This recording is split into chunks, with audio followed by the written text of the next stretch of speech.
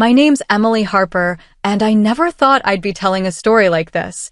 One that starts with losing everything I planned for and ends with finding something I never expected.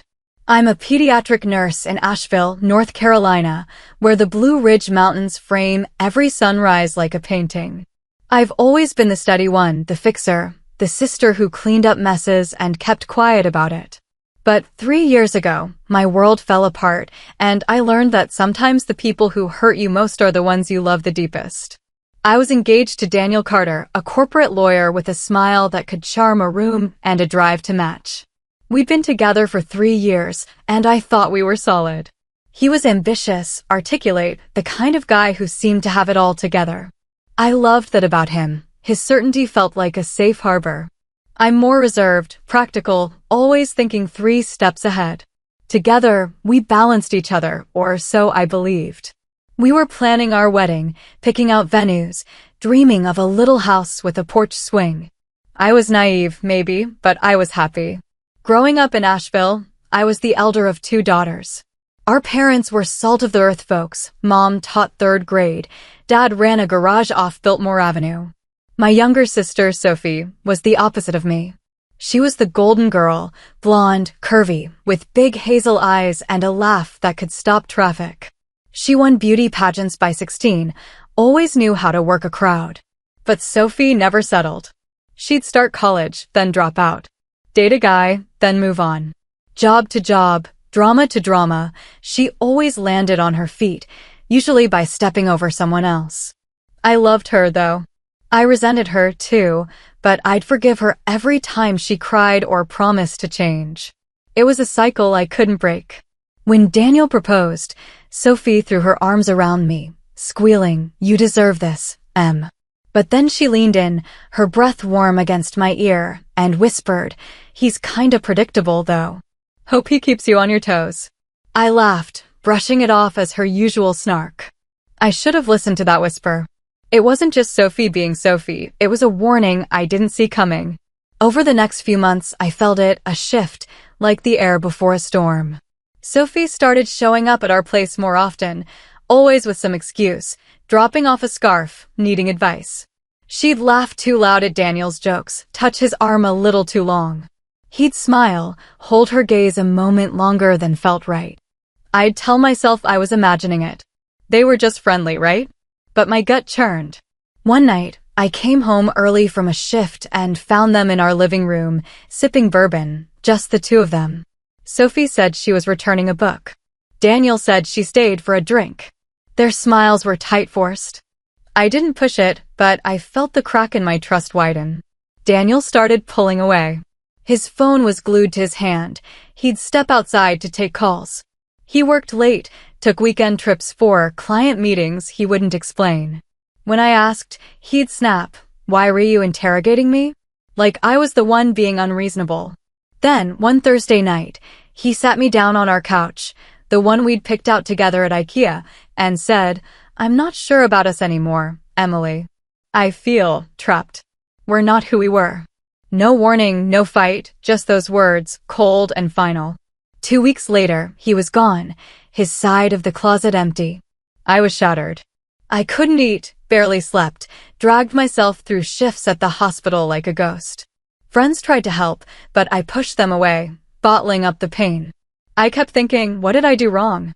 Then, one morning, scrolling Instagram in bed, I saw it, a blurry story on Sophie's account. Her in a dimly lit bar, Daniel's arm around her, his hand on her thigh. My heart stopped. The timestamp was from last night. I messaged her, no reply. Called her, voicemail. The next day, she blocked me.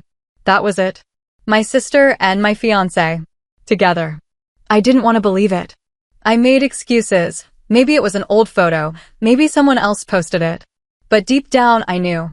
My parents were confused, asking what happened, but I couldn't say it out loud. It hurt too much. I accepted it, though, or tried to.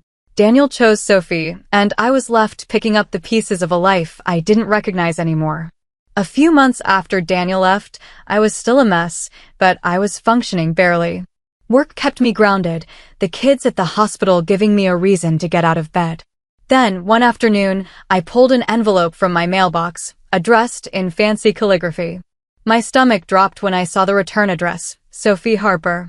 I tore it open, half expecting an apology, but instead, I found a wedding invitation. Sophie and Daniel were getting married at a vineyard in the Blue Ridge Mountains 4 months after my canceled wedding date. No note, no explanation, just their names in gold foil, like some kind of cruel joke. I laughed, a sharp, bitter sound that didn't feel like me.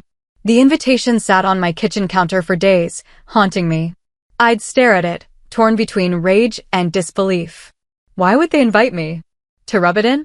To prove they'd won? I tossed it in the trash, then fished it out, unable to let it go. I wasn't going to show up. I couldn't. I'd be the pathetic ex, watching my sister marry the man I loved. But the idea of them thinking I was too broken to face them, it burned. Then I met Dr. Nathan Brooks. He was a cardiothoracic surgeon, rotating through our hospital for a few months. I first noticed him during a chaotic night shift, a toddler crashing in the ER. He was tall, dark-haired, with a calm that cut through the panic like a blade. He didn't bark orders or posture. He just worked, steady and sure. Afterward, we ended up at the coffee machine, both exhausted. "Rough night," he said, handing me a cup. His voice was low, warm, with a hint of a Nashville drawl. We talked, and I found myself smiling for the first time in weeks. Nathan was different. He didn't flaunt his status, though I later learned his family was old Southern money, tied to Vanderbilt University. He was reserved but sharp, with a dry humor that snuck up on you. We started grabbing coffee after shifts, then dinners at hole-in-the-wall spots around Asheville. He listened when I talked, really listened, and I started opening up about Daniel, Sophie, the whole ugly mess. I told him about the invitation one night over takeout, expecting him to change the subject. Instead, he leaned back, sipped his beer, and said, "Let's go." I blinked. "To the wedding?" "Yeah," he said, his hazel eyes steady. "Show up, look incredible, let them choke on their own choices. You deserve to be seen, Emily." I laughed, thinking he was joking, but he wasn't. The idea terrified me, walking into their wedding, facing their smug smiles. But the more I thought about it, the more it felt right. Not to cause a scene, but to stand tall, to prove I wasn't broken. Nathan grinned when I agreed, like he'd known I'd come around. "We'll make it a night they won't forget," he said, and I believed him. The day of the wedding, my stomach was a knot of nerves, but I refused to back out. I slipped into a deep emerald dress, form-fitting with a high slit that made me feel bold, powerful. I curled my dark hair, painted my lips red, and stepped into heels that clicked with purpose. Nathan looked like he'd stepped out of a magazine, his tailored navy suit hugging his broad shoulders. He didn't say much, just offered his arm with a quiet, "You're stunning." My cheeks warmed, but I felt steady with him beside me. We arrived at the vineyard late, the ceremony already underway. Rows of white chairs faced a floral arch under ancient oak trees, the Blue Ridge Mountains rolling in the distance. Sophie stood at the altar in a lace gown, radiant, smirking like she'd already won. Daniel, handsome as ever, looked stiff in his tux. The guests, all polished Southerners in seersucker and sundresses, turned as we walked down the aisle to our seats. I felt their eyes, but Nathan's hand on my back kept me grounded. Right before the vows, Sophie grabbed the mic, her smile sharp. "Y'all, funny story," she said, her voice dripping with charm. Her eyes locked on me. Daniel proposed to my sister first, but we all know she was just a warm-up act. Laughter rippled through the crowd, a few gasps cutting through. My heart pounded, humiliation burning my throat. I wanted to disappear, but Nathan squeezed my hand, his calm anchoring me. Then he stood, slow and deliberate, every head turning. He adjusted his cufflinks, his voice clear and cutting. "Actually, I'm her upgrade." The silence was electric. Whispers spread like wildfire. Nathan Brooks, the Brooks family, Vanderbilt money. Sophie's face drained of color, her smile frozen. Daniel's jaw tightened, his eyes darting between us. I looked at Nathan, my heart swelling, and smiled, not out of spite, but because I felt seen, maybe for the first time. The silence after Nathan's words was deafening, like the air had been sucked out of the vineyard. Sophie blinked, her grip on the mic tightening, while Daniel's forced smile looked like it might crack. The officiant hesitated, glancing between them and us, unsure how to proceed. Guests shifted in their seats, whispering behind programs and manicured hands. Nathan sat down, his expression calm, like he hadn't just flipped their perfect day upside down. I didn't say a word, I didn't need to. The moment spoke for itself. Sophie tried to recover, letting out a brittle laugh. Family, right? Always full of surprises. Her voice cracked, betraying her. She rushed through her vows, barely looking at Daniel, who recited his like he was reading a contract. I noticed it then, the way he looked at her, or didn't. There was no warmth, just a hollow performance. I remembered how he used to look at me, like I was his whole world. Now he seemed like a man waking up to a mistake. The ceremony ended with weak applause, the guests' eyes darting toward us. We followed the crowd to the reception hall, a stunning space with chandeliers and white roses spilling over every table. The seating chart had us at the back, next to a chatty aunt I hadn't seen in years and a guy who kept calling me Amelia. Nathan didn't care. He sipped his bourbon, asking about the guests like he was cataloging them, his sharp mind taking it all in. I realized he wasn't just here for me, he was giving me space to decide how to handle this, and that meant more than I could say. The toasts were painful. Sophie's maid of honor, a pageant friend with a fake tan, rambled about finding your true love, her words feeling like a jab. The crowd clapped politely. Then Daniel's best man, a loud frat bro type, took the mic, grinning. Sometimes you gotta test drive before you buy, am I right? The laughter stung, echoing Sophie's earlier dig. I gripped my wine glass, my knuckles white, but Nathan's steady gaze kept me from spiraling. Sophie stood next, her smile too bright. Love's messy, y'all, she said, her drawl exaggerated. Sometimes you don't get it right the first time, but when you know, you know. She glanced at me, then Nathan, her eyes narrowing. Daniel, thank you for choosing me. It was bold, spiteful, like she needed to prove she'd won. Nathan leaned in, whispering, she's trying too hard. I stifled a laugh, feeling lighter. When the dancing started, Nathan pulled me onto the floor. A slow country ballad played, and I braced for awkwardness, but his arms felt like home.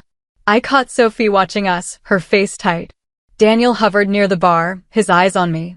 He approached slowly, like he was testing the waters. Can we talk? He asked, his voice low. Nathan looked at me, and I nodded. He stepped back, giving us space, but stayed close, his presence a quiet strength.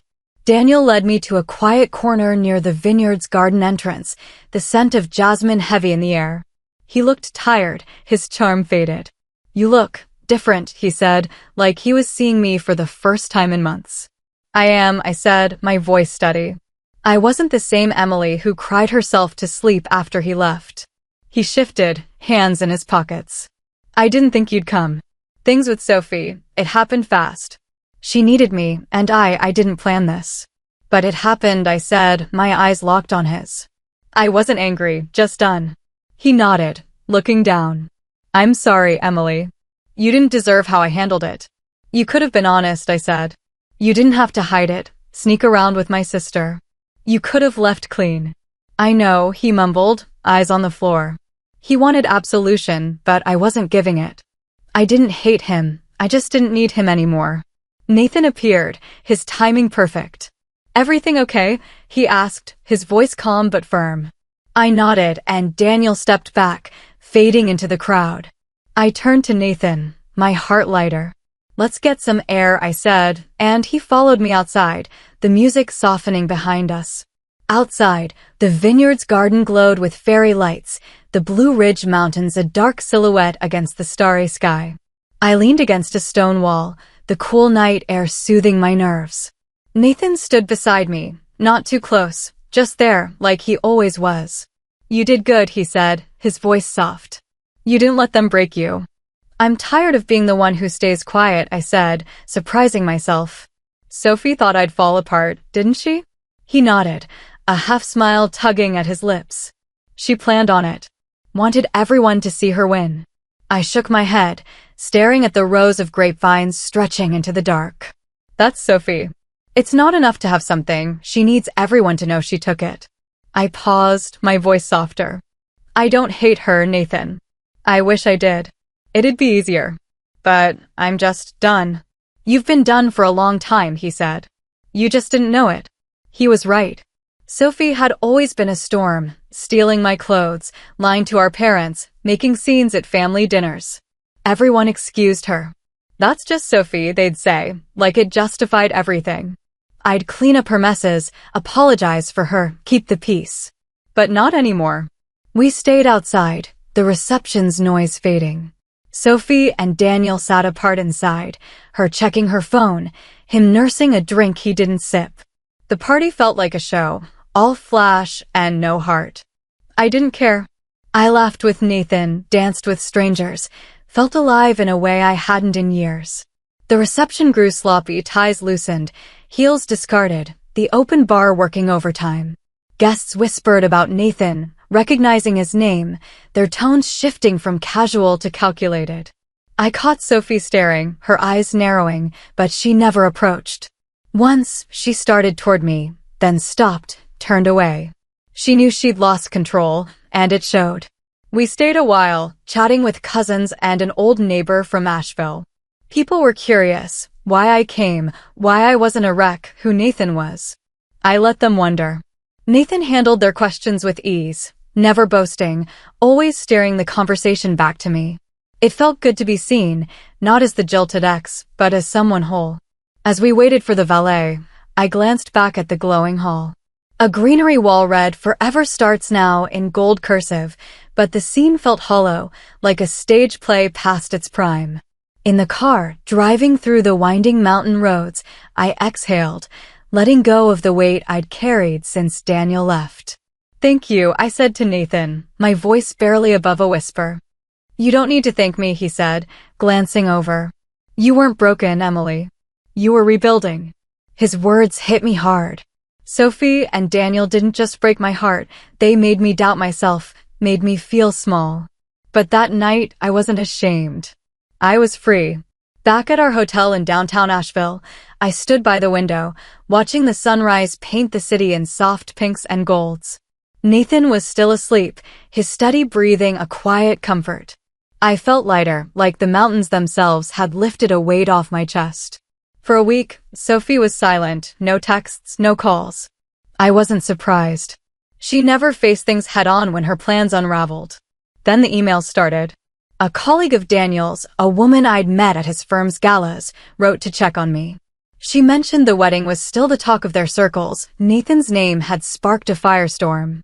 His family's influence ran deep, and Daniel's public stunt, mocking his ex at his own wedding, didn't sit well with his clients. His firm prided itself on discretion, and he'd painted himself as reckless.